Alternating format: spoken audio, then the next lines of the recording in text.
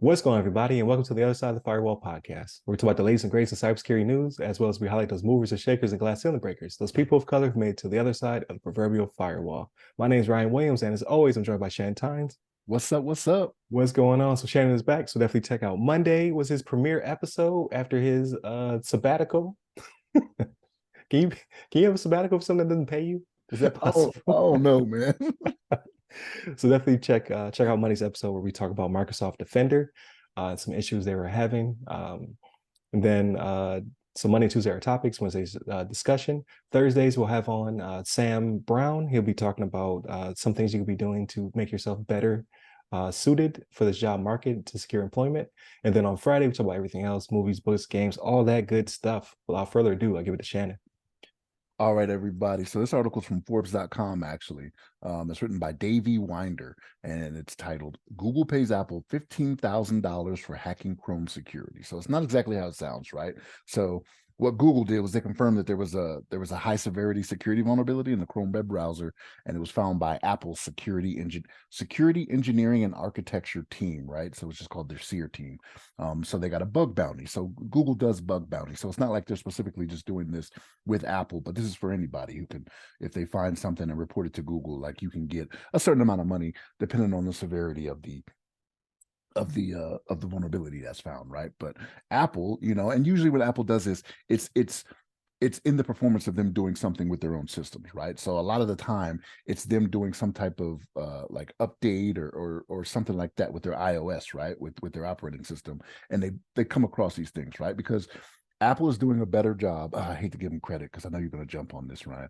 Apple is doing a better job of incorporating, with other entities, right? Whether it be Google, Microsoft, or whatever. They're doing a better job of that. They didn't used to be as great at it, but they are coming along, right? Now they're great at everything. Okay. See, there's a lot I didn't want to do it. But no, they are. They really are. And so because they're incorporating into other with other companies and then allowing other systems like kind of into their house, they stumble upon these things, right? So like with this one, it was with Chrome, right? Like you have the Chrome browser, for it to be compatible with iOS, they have to go in, they have to do their research, they have to go in and take care of things on their end, and then they come across these types of things, right? So like I mentioned, Google got paid $15,000, right, for CVE 2023-4072, which was an out-of-bounds read and write vulnerability with Chrome's WebGL implementation. So WebGL is a JavaScript application. It's a programming interface, right? When it comes to these types of things, like, it's good that it happens, and it's good to see. I don't want to say there's no hard feelings about it, right? Because Apple could be poking them a little bit in the background, like, oh man, y'all can't keep your stuff going good. Safari don't have this problem.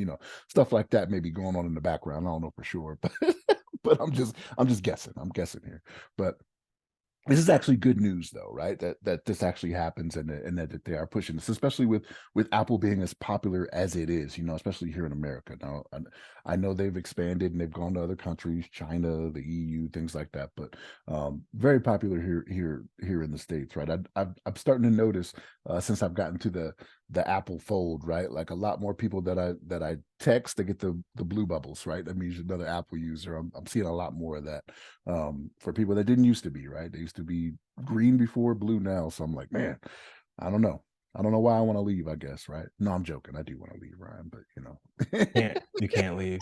I know. It's like Sonny from Bronx Tale, right? You can't leave. Get out of the car. but no, but them getting paid, like, this is a good thing. And believe it or not, like in this last batch that came around, this wasn't the highest bounty that they paid out, actually. So in all, they awarded bounties totaling 123,000 in their latest update. And in that latest update, it's what takes Chrome to, this different version for Mac and Linux and for Windows, but The biggest bounty they actually gave out was a different one to someone called Jerry. They have it in quotes, so the real name was probably not Jerry, but that one came to 23,000, right? So Jerry picked up one for 23,000, and Jerry also picked up another one for 20,000. But the point of this article, right, is that you have Apple out there in the performance in the scope of them performing their duties that they're supposed to. They came across something else. Through Chrome, which is a good thing, right? Like you don't want it to be where each one of these companies like stovepipes and they just let the other fail, and they can't, right? Because it's one of those things where if for whatever reason the SEAR team finds this, and let's just say they didn't say anything, right? What can end up happening is that people that use Chrome, on their Apple devices, when they start having issues or they get hacked or whatever, it's a good thing that Apple, puts this out there because Apple could be getting the blame for it, right? People are just like, they don't realize it was the Chrome browser that had an issue. They just may think it's their iOS, right? So it is a good thing that Apple did this. But yeah, 15 G's, you know what I mean? So Ryan, what's your thoughts on this? Yeah.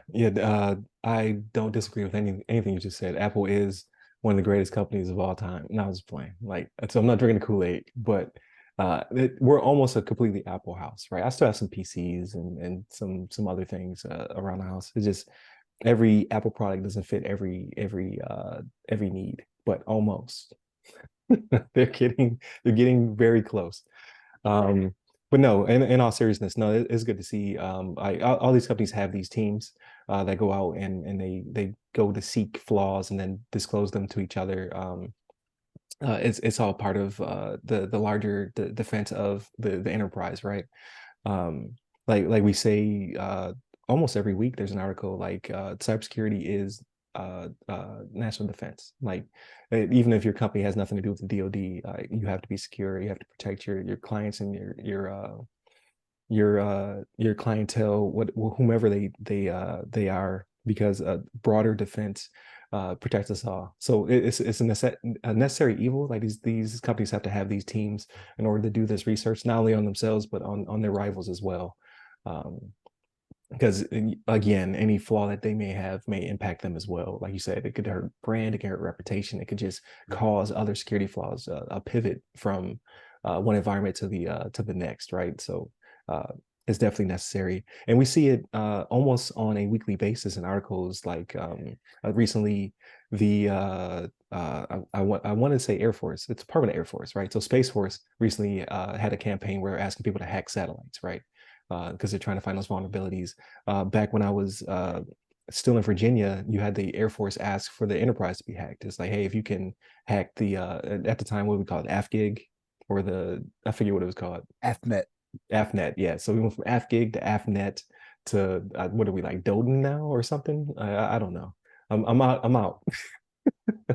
But to hack the enterprise to see where our weaknesses are. So sometimes you need a third party. And then again, we talk about this past week's all the stuff rolling out of DEF CON. So like that is the biggest event of the year, right? You want all these people to come together to expose flaw, to talk about topics that have to do with their craft, and just to make everybody better. Hopefully, they're all blue teamers. I doubt it. Everybody goes there to hone their craft, whatever side of the fence they may be on. But it's good to see the community working together, regardless, to help um, expose these issues. So 15 grand is dropping a bucket, right? If anything, like you said, it's bragging rights. Say, oh, we just got 15 grand from our competitor to find this flaw. At the end of the day, it's a routing error for these companies, these $1 trillion companies. That is pocket change. But it's more of the thrill of the hunt, as well as the satisfaction of finding something that hopefully you're the first, right? You can say, I found this flaw, and then again, for it to be a good guy in this respect is even better before it's out there on the dark webs, being sold, to would-be script kiddies and all that good stuff. So good to see, good article. I'm glad it's on the Apple side of the fence this time around, because we've been getting beat up a lot in recent articles. So again, I'm not biased. I support all brands. I've been an Apple customer since the Apple III, whenever that came out. And I'm not leaving. I'm not going anywhere. So It's like the Wolf of Wall Street. Remember, he was like, "I'm not going anywhere." So, but yeah, definitely continue to tune in throughout the week. So Monday, Tuesday are topics. Wednesday's discussion. So definitely tune in for that one for this week. And then Thursday, I'll be talking to Sam Brown about him and his craft and how he helps people secure employment. And again, motivational speaker. He has his own business, so he's an entrepreneur, proprietor of his own thing. He's a teacher, so all that good stuff, and how that applies to cybersecurity. Check it out. So really good interview. We even talk about frolicking. But check that out. It's hilarious to me anyway. Just the word itself, frolic is hilarious.